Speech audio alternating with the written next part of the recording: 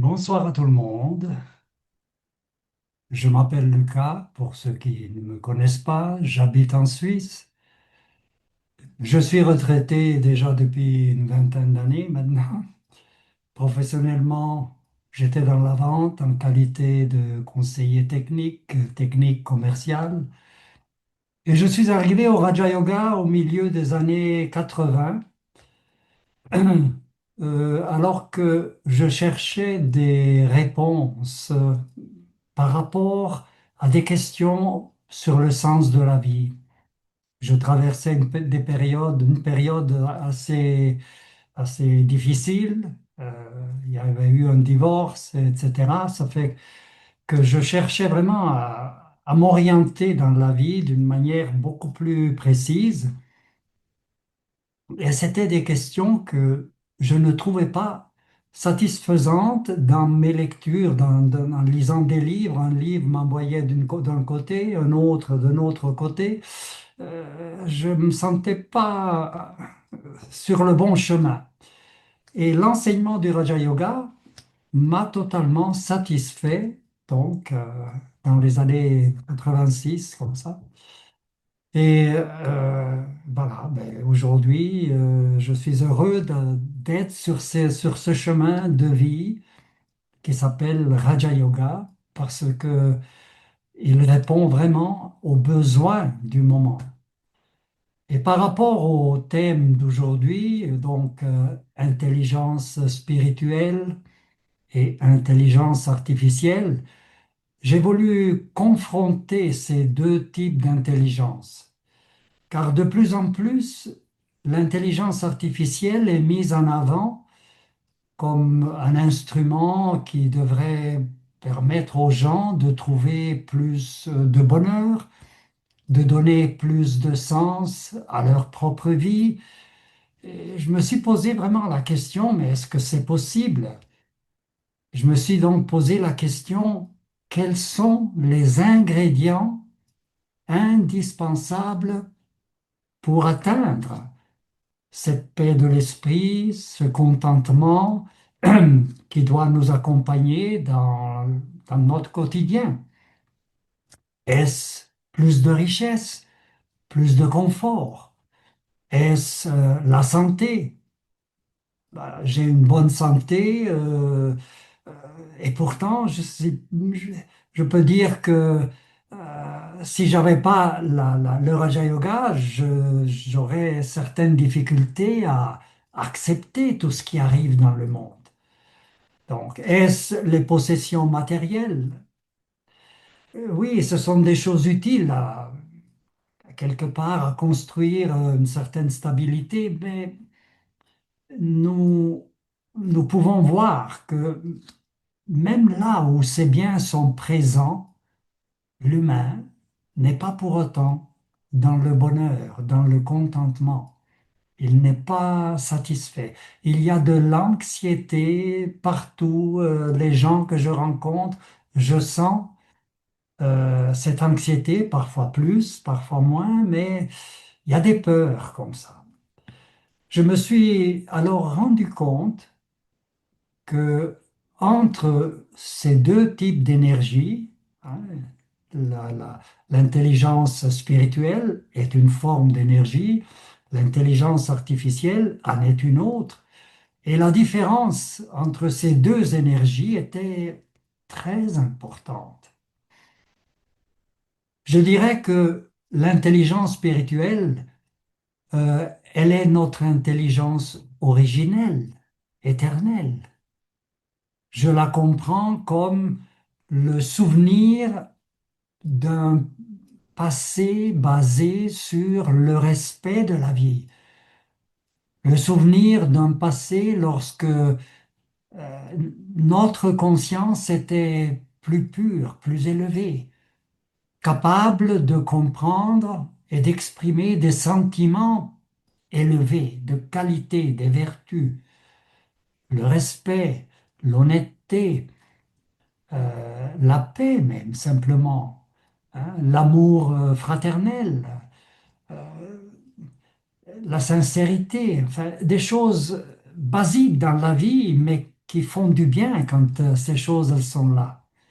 Donc, cette intelligence, elle est capable l'intelligence spirituelle, de comprendre et d'exprimer des sentiments élevés, de donner ainsi toute sa valeur à la vie. C'est ça.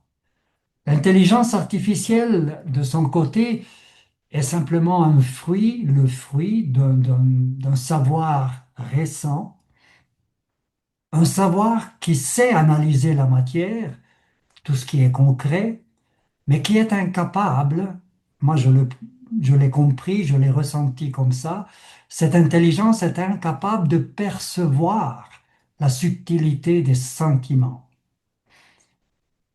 L'intuition, par exemple, n'est pas du tout dans l'intelligence artificielle, hein. L'intelligence artificielle est très rationnelle, hein. C'est un ensemble de connaissances, mais rationnelles. Il s'agit donc d'un certain savoir pratique de cette intelligence mais qui ne conduit pas à la paix de l'esprit, à enlever l'anxiété, à être tranquille intérieurement, à être satisfait. Dont l'être humain aujourd'hui, cette paix de l'esprit, il en aurait tellement besoin. Ayant en partie perdu la relation avec nous-mêmes, la relation de savoir que c'est l'âme qui amène la vie au corps, hein. L'âme est donc le vivant dans un corps humain. En ayant perdu cette relation, on s'est éloigné de cette compréhension, de cette relation avec nous-mêmes. La vie, à travers cela, a perdu également de son sens. Raison pour laquelle beaucoup de gens souffrent de plus en plus d'un manque de reconnaissance, d'un manque de relations sincères. Ce manque crée la méfiance dans les relations, hein. Les gens sont souvent ou tout de suite assez méfiants. Qu'est-ce que c'est? Pourquoi? Etc. Et ça augmente cela, l'isolement de chacun, hein. Il augmente de plus en plus. Malheureusement, plus le besoin de se sentir apprécié est grand et plus les gens risquent de se faire piéger par des applications comme euh, le mot c'est ChatGTP, je crois, hein, ChatGTP, oui. Euh, Ce sont des applications c'est une application ChatGTP dans laquelle c'est un robot, c'est-à-dire de la matière non vivante qui va répondre aux besoins sentimentaux des gens, en leur donnant l'impression qu'ils discutent avec un être humain plein d'attention peut-être aussi, plein d'empathie, donnant même de faux espoirs à quelqu'un qui serait un peu à la recherche d'une certaine compagnie, d'un soutien. En réalité, il ne s'agit que d'un outil commercial, ChatGTP, un outil pour essayer de rendre des millions de gens dépendants d'une application payante. Elle est utile pour certaines choses, mais pas du tout pour combler un vide dans les sentiments de quelqu'un. Elle en est totalement incapable, parce qu'il n'y a pas un vécu derrière. C'est juste un ensemble d'informations qui est donné comme ça par un robot avec une voix humaine, mais cela est trompeur. L'intellect humain, ayant perdu de pouvoir, il a de la peine à réaliser que un savoir rationnel, hein, de l'intelligence artificielle, c'est un savoir rationnel, ne pourra pas apporter la paix de l'esprit. C'est impossible. J'aimerais ici m'arrêter sur un aspect de la vie qui me semble très important. En effet, on peut dire que dans le monde, il y a une énergie de base dans tout ce qui est vivant, une énergie qui se présente sous des formes différentes, mais qui sont toutes, ces formes, elles sont toutes utiles au soutien de la vie. Et cette énergie est tout simplement celle de l'amour. C'est une énergie, c'est-à-dire c'est une énergie qui soutient le vivant, que ce soit chez les humains, chez les animaux, et aussi maintenant on a découvert chez les végétaux. Si nous prenons par exemple le lien qui relie une mère et son petit, chez les humains ou chez les animaux, nous voyons que l'amour est un sentiment très, très fort. Récemment, des recherches scientifiques ont même montré que les arbres aussi possédaient un réseau de communication. Il est appelé le réseau mycorhizien. Il est créé par des champignons qui forment des filaments et connectent les racines des arbres entre elles. Les arbres peuvent ainsi échanger par les racines des nutriments, de l'eau, voire même des signaux de danger. Lorsqu'il y a, par exemple, des attaques d'insectes ou d'autres prédateurs, les arbres peuvent signaler le danger à des arbres plus lointains afin qu'ils aient le temps de sécréter des substances qui dérangent le prédateur et qui donc ne va pas manger les feuilles, brouter les feuilles, etc. Et il ne va pas attaquer l'arbre. Donc, il semble aussi que dans le périmètre d'un arbre, hein, les arbres les plus vieux, les arbres les plus grands, jouent comme un rôle de mère, comme pour aider les plus jeunes à survivre, en leur transférant des ressources. Et on a pu voir lors d'importantes sécheresses, on a pu constater que des arbres se trouvant proches d'une source pouvaient fournir de l'eau à travers le réseau des racines à des arbres en difficulté. C'est comme une sorte de coopération créée par un sentiment de soutien, donc par un sentiment d'amour pour la vie. C'est magnifique. Le fait de réaliser, quand j'ai lu sur cette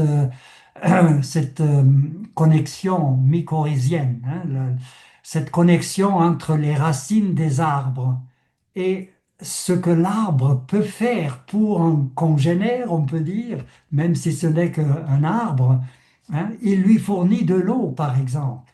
Mais là derrière, il y a de l'amour pour la vie. C'est quelque chose qui m'a fait vraiment, qui m'a fait réfléchir et qui m'a surpris et je me suis dit, l'amour tel qu'on le conçoit est bien loin de la réalité de son pouvoir réel dans le monde. Ainsi, si nous prenons le temps d'analyser la vie à son niveau originel, on dirait à l'âge d'or de l'humanité, on peut imaginer la beauté absolue lorsque ce soutien était présent dans la forme d'amour pour tout ce qui était vivant. Ça devait être quelque chose d'extraordinaire. Il devait y avoir même une vibration de cet amour, tellement il était présent partout. Cette énergie permettait alors une coopération destinée à l'épanouissement de chaque espèce et nous fait penser que même la matière, à cette époque-là, devait être sensible aux vibrations de cet amour pour la vie. C'est quelque chose qui mérite d'y réfléchir, qui mérite oui, une réflexion pour se poser la question, mais comment est-ce possible? Eh bien oui, c'est une vibration qui touchait tout le vivant et aussi la matière.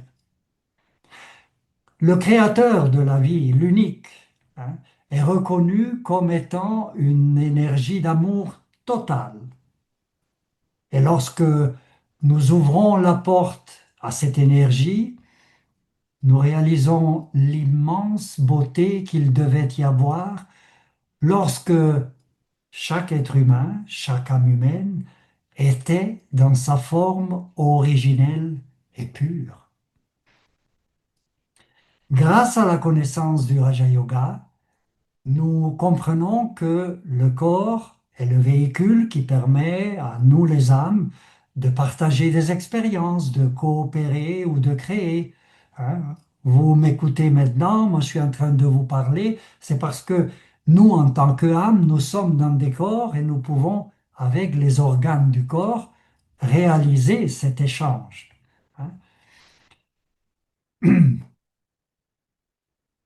En réfléchissant sur la beauté de notre réalité originelle, l'âme, la graine vivante. Nous pouvons alors mieux comprendre la beauté de cette création appelée la vie. Et lorsque nous, les âmes humaines, nous devenons sensibles à cet amour, cela va rendre la planète Terre même et tous les éléments également subordonnés à cette énergie d'amour. Maintenant, si nous nous laissons pénétrer par cette énergie, elle va réveiller en nous l'expression spontanée de nos vertus, de nos pouvoirs. Et cela va aider à redonner sa splendeur à la vie humaine. L'amour, le bonheur, le respect, la joie et toutes les vertus seront alors présents dans notre quotidien et vont coopérer au soutien de la vie. Les vertus sont le fruit de l'intelligence spirituelle. La paix, l'honnêteté, la joie, l'amour fraternel, la pureté, hein, ce sont sont le fruit de l'intelligence spirituelle. Une intelligence qui discerne entre ceux qui donnent de la qualité à la vie et ceux qui n'apportent que des satisfactions éphémères. L'intelligence artificielle, elle est incapable de nous apporter la paix de l'esprit, car elle est incapable de discerner la valeur ou les valeurs qui conduisent à cette paix de l'esprit. Elle n'est pas capable de trouver quelles sont ces valeurs, de discerner ces valeurs. Elle n'a pas cette profondeur, ce raffinement.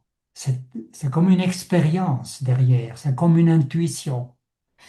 En tant qu'âme, nous sommes des énergies éternelles, nous sommes les enfants de ce Créateur et notre nature originelle est donc l'expression des vertus. La pureté, la paix, l'amour, comme je disais, la joie, etc.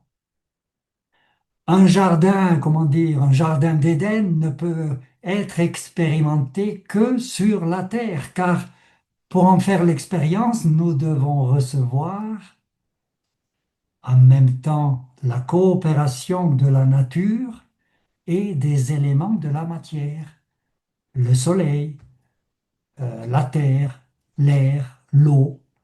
On doit recevoir la coopération de ces éléments, mais cela dans leur forme harmonieuse. Parce que si l'eau fait des inondations, ben, elle n'apporte pas du bonheur dans la vie. Mais si l'eau, elle est là pour arroser, pour étancher la soif, ben, c'est très utile et elle apporte, elle aide à soutenir la vie. Cette coopération entre les âmes humaines et la matière sera alors totale et fera de cette période, pour moi, c'est l'apogée de l'humanité. Maintenant, afin de bien comprendre cette énergie que j'appelle amour, j'aimerais m'arrêter sur ce que nous en avons fait avec le temps. À travers les successives réincarnations, nous avons peu à peu oublié notre réalité spirituelle. Et nous avons commencé à nous considérer simplement des corps, des hommes, des femmes, et donner de l'importance au genre, aux races, aux nationalités, aux cultures, aux langues, aux religions, etc., créant toutes sortes de clivages et peu à peu, qu'est-ce que nous avons apporté avec ça? Des conflits, malheureusement. Nous comprenons, notre compréhension s'étant réduite et des concepts à des concepts matériels, nous avons commencé à accepter l'idée même que des sentiments comme l'amour ou le respect ou la joie ou l'honnêteté, etc., pouvaient être exprimés par le cerveau, c'est-à-dire par de la matière elle-même.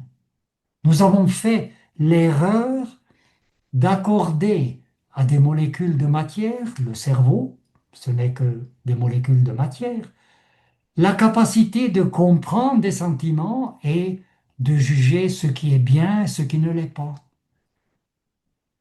Comme si la matière pouvait avoir une conscience et donc être douée de discernement. C'est pas possible. C'est pas possible. La vision physique de nous-mêmes, hommes, femmes, a réduit notre conscience à laisser la place à tout ce qui est rationnel. Nous avons ainsi perdu la capacité de discerner hein, avec un intellect rationnel, l'intuition disparaît. Hein. Nous n'avons plus cette capacité de discerner le vrai du faux, de sentir la finesse d'un sentiment. Hein. Et nous avons permis à ce rationnel de nous emprisonner dans des désirs, dans des dépendances, qui sont alors devenues des sources de souffrance. C'est justement dans cette situation-là, il y a une quarantaine d'années, que je cherchais à trouver une éducation, une information qui pouvait me donner des réponses, les réponses que je souhaitais de la vie. Et le Raja Yoga me les a apportées, me les a fait vivre, ressentir et vivre, pas seulement en tant que, en théorie si on veut, mais dans le vécu, on le peut faire, on arrive à mettre cela dans le vécu et il y a l'expérience. La subtilité et la grandeur de la vie.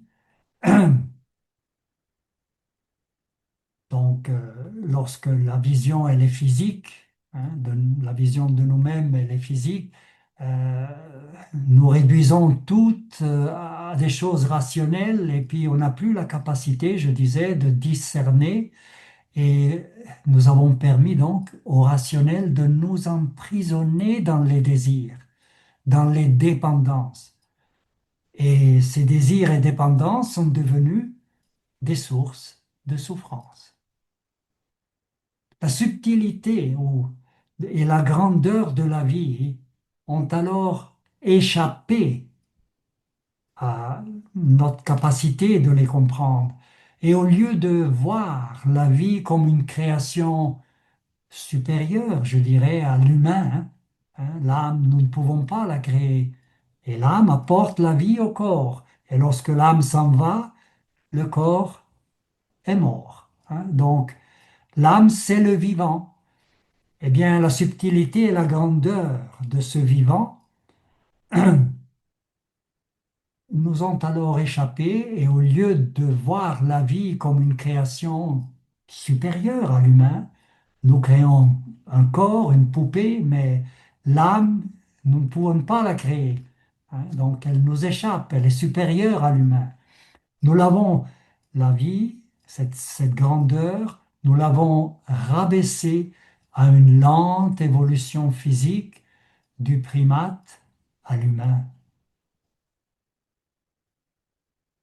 Par cette approche rationnelle, nos désirs ont pris de l'importance et au lieu d'agir pour soutenir la vie, nous avons développé des dépendances, des vices qu'il fallait continuellement satisfaire. Ce qui était avant coopération s'est alors transformé en compétition. C'est le monde que nous avons là-dehors aujourd'hui. Ce n'est que de la compétition partout, dans tout. L'amour, au lieu de rester un don pour soutenir la vie, s'est transformé en une attitude égoïste, motivée par la recherche de satisfaction personnelle.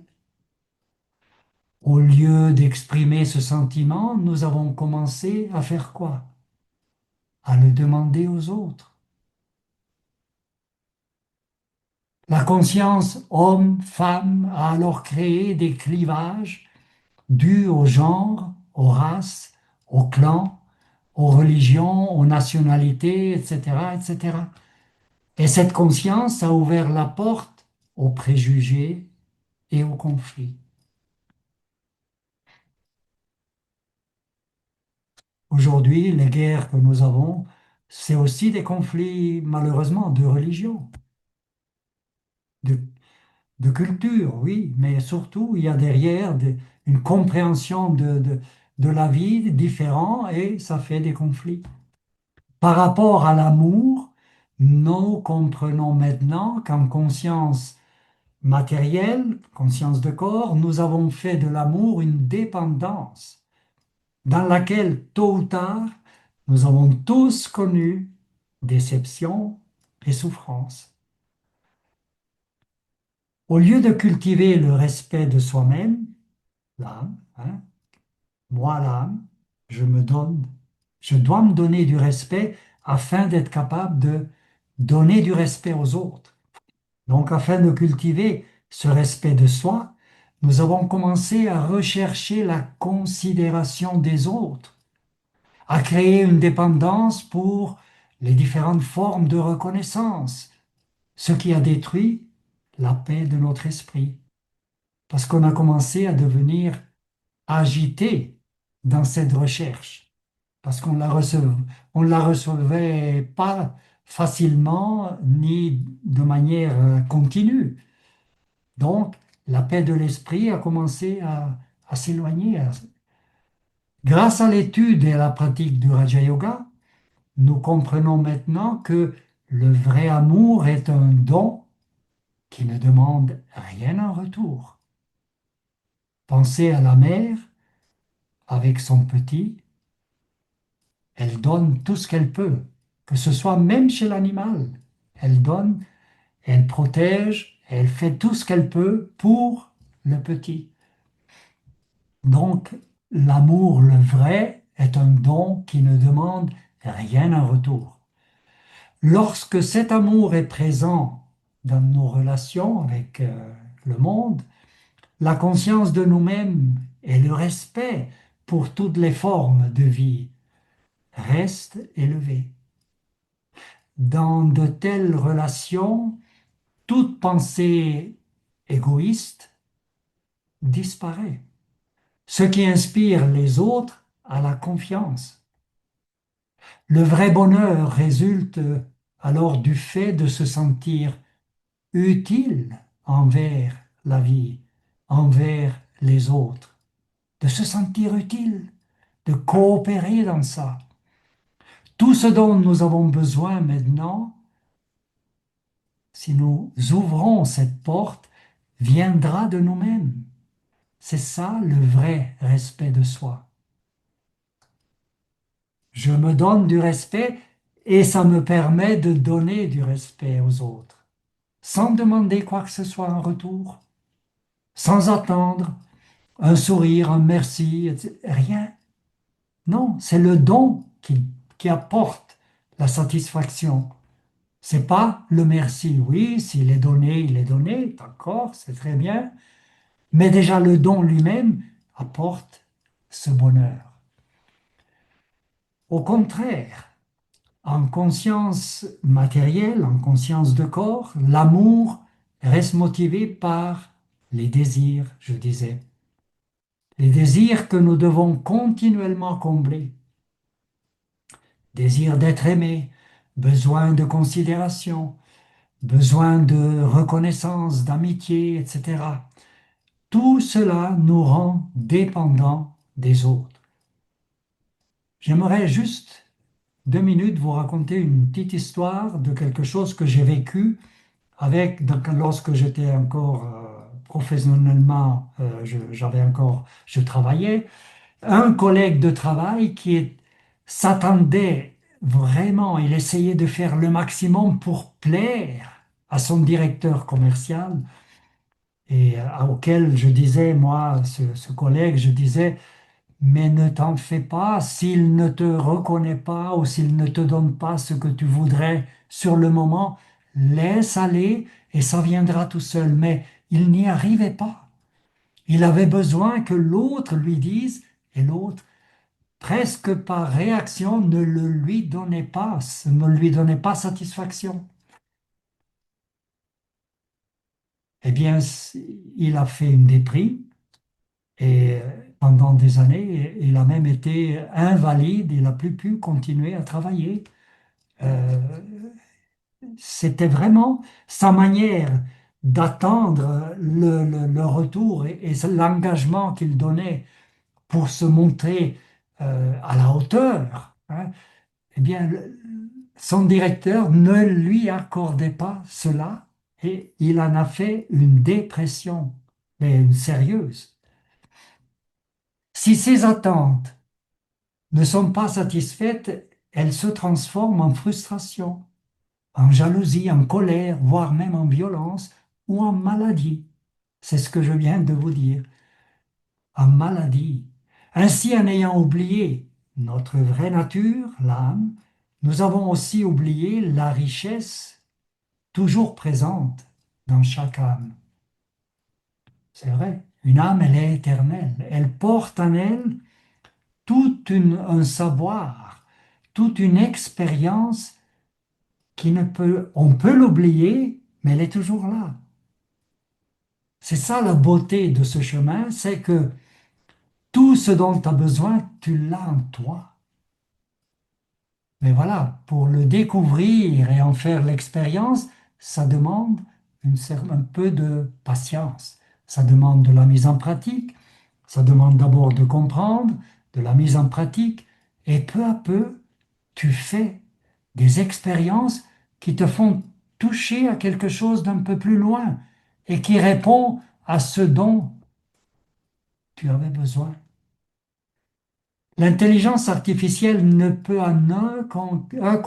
aucun cas euh, nous être utile en cela, car elle n'a aucune conscience, une conscience d'un passé. Elle ne peut donc, un passé donc plus de qualité, un passé élevé.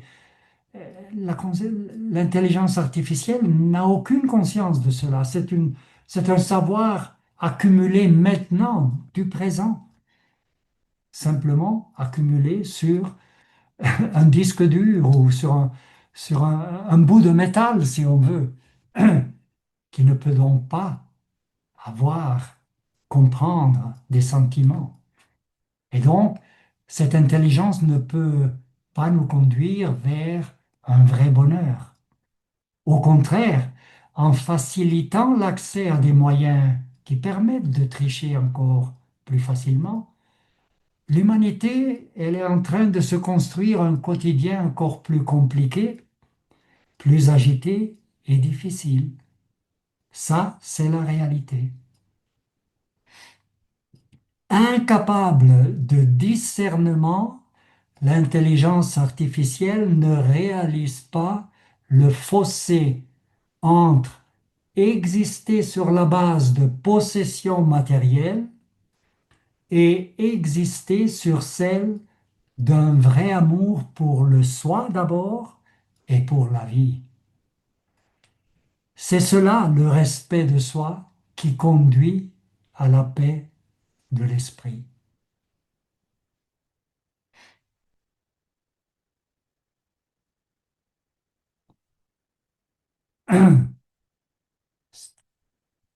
Ce respect de soi, c'est donc le fruit d'une conscience qui porte en elle le souvenir d'un passé harmonieux et d'un amour inconditionnel pour la vie. Inconditionnel. Amour, don, c'est tout. Nous disons Om Shanti, c'est-à-dire tu es, je suis, tu es une âme en paix. Voilà, si vous avez des questions, je peux, il me semble que j'ai encore un petit moment. Je ne sais pas si on peut se parler. C'est ma première fois que je fais avec vous.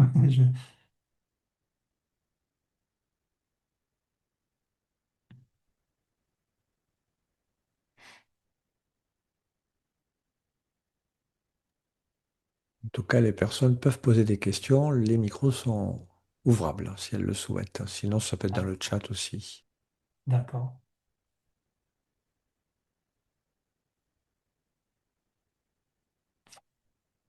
Si ce n'est pas le cas, eh bien, Yves, tu nous mets une petite musique de fond et on finit avec une méditation.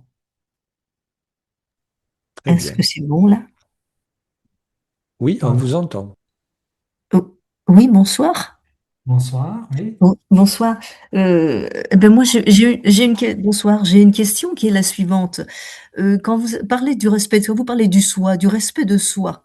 Vous Oui, faites, alors le respect de soi, si je comprends bien, c'est quelque chose qui ramène à l'âme, uniquement à l'âme. oui. Alors que le moi ramène uniquement à l'ego. Vous les mettez en opposition?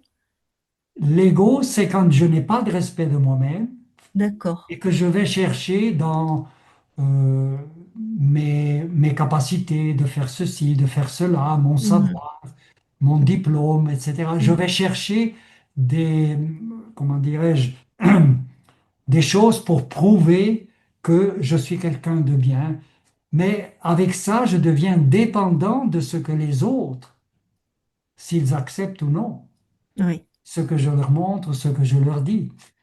Hein, un talent ou quelque chose que je mets en avant pour me définir, pour dire je suis quelqu'un de bien, vous voyez, je sais faire ceci ou cela. Hein. Tandis que le respect de soi n'a besoin de rien de l'extérieur. Tout ce dont nous avons besoin vient de nous. Le respect de nous-mêmes fait que si quelqu'un ne donne pas du respect en retour, c'est son problème, c'est pas le nôtre, mhm. c'est pas le vôtre.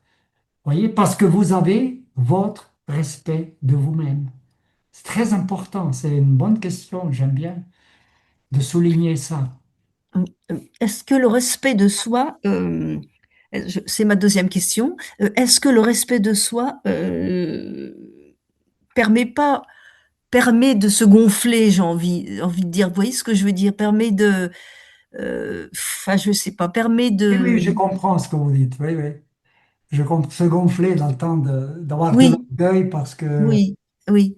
Est-ce qu'on ah, on échappe à ceci ou pas? Est-ce qu'on échappe à...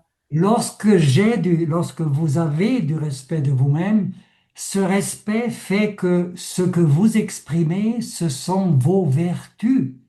Ah, Paix, l'amour, la joie, le bonheur, l'honnêteté, la d'accord, sincérité, oh, la douceur, etc. Vous comprenez?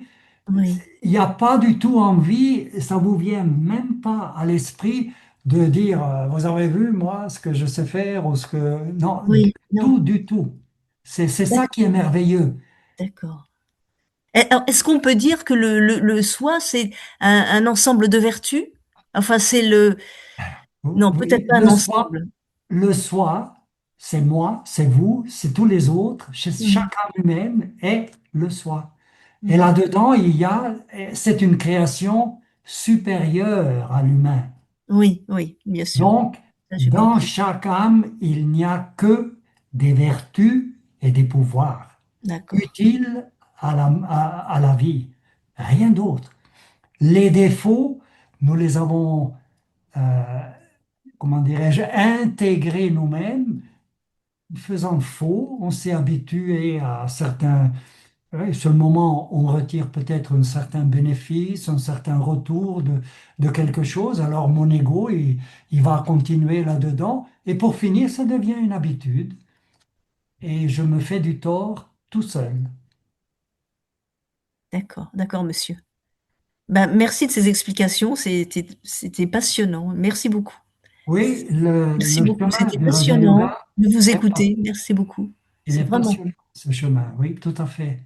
Parce que il est passionnant parce qu'il parle de vous, il parle oui, c'est ça. de chacun de soi, hein. Oui, Il ne oui. va pas chercher dans les livres, on dit ceci, ou tel et tel a dit que. Non, toi, toi, toi. Toi.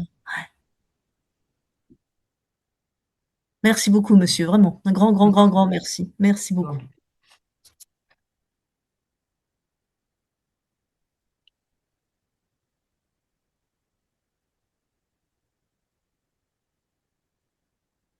si jamais je m'appelle Lucas, on n'a pas, on a moins l'habitude entre nous de. J'aime bien que on se puisse D'accord, appeler par le prénom, comme ça, c'est. d'accord, d'accord, d'accord, Lucas, je m'en souviendrai.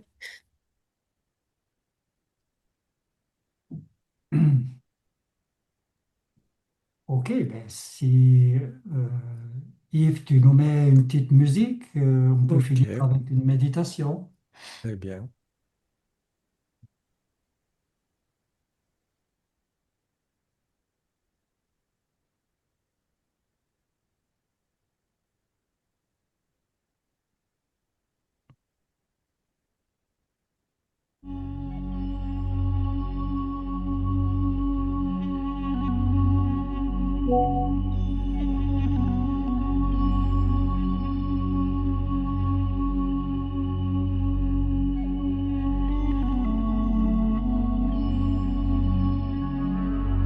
Je m'assieds confortablement.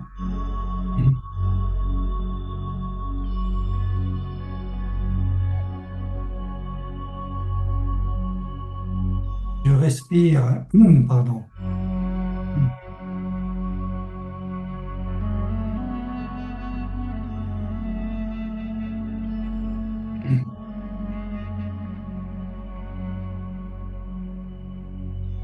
Je m'assieds confortablement et je respire profondément quelquefois.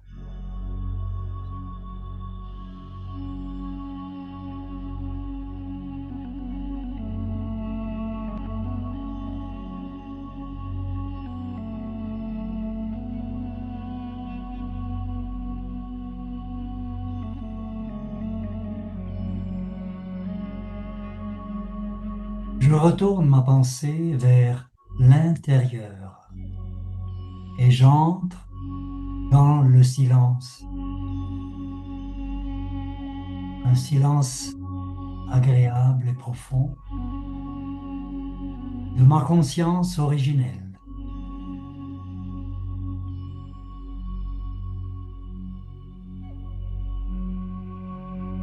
Je retire mon attention de l'influence du corps et du monde extérieur et me concentre au centre du front où, moi l'âme, je réside.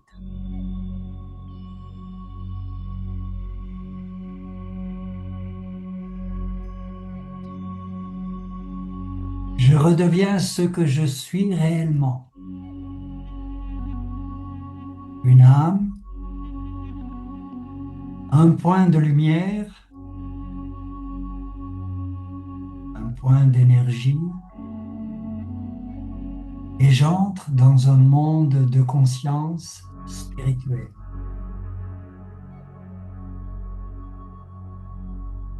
C'est un monde où le temps n'existe plus.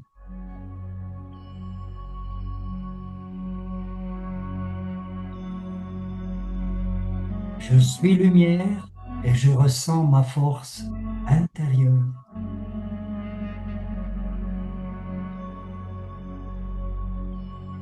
Je suis une énergie qui existe pour toujours.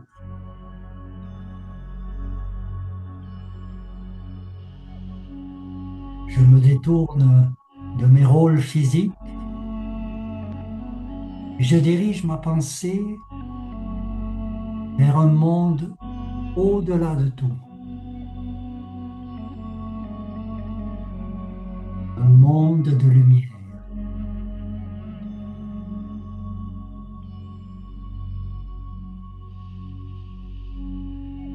Dans cette conscience, je me sens entouré par une magnifique lumière, une source d'amour pur.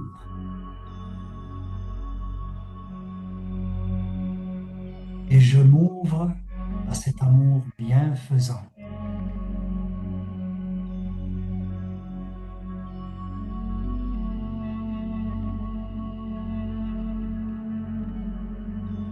Je fais totalement confiance à cette énergie bienfaisante.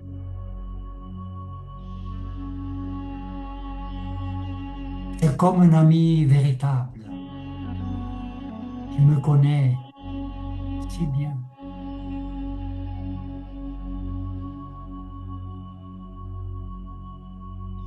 C'est comme un vrai guide qui me tient par la main et me montre clairement comment progresser.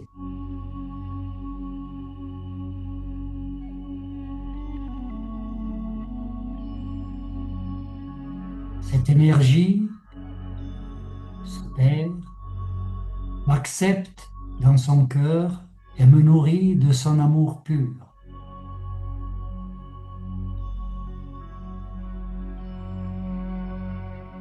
C'est mon Père éternel, mon support, mon monde. Il m'aide à grandir et à devenir un bienfaiteur.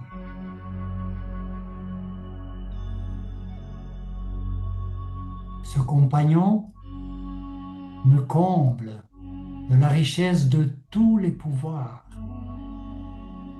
de toutes les vertus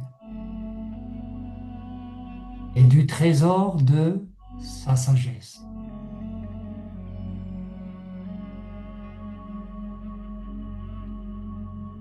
Je redeviens son enfant bien-aimé. Et grâce à cet amour, je peux accepter mon quotidien dans la paix et le contentement. Om Shanti.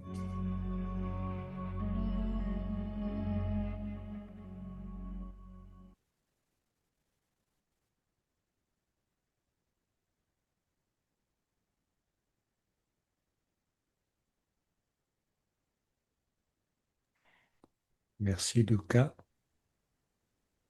Merci à toutes et tous. Merci Luca, merci vraiment. Grand, grand merci. Bonne soirée et au plaisir de vous réentendre. Merci encore. Bonsoir à tout le monde. Bonsoir. Luca. Merci, bonne soirée. Bonsoir à tout le monde. Bonsoir à tous et toutes. Merci. Om Shanti.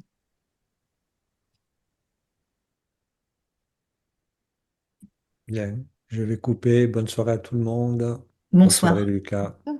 Bonne soirée. Merci encore. Bonsoir. Bonne soirée. Un grand merci.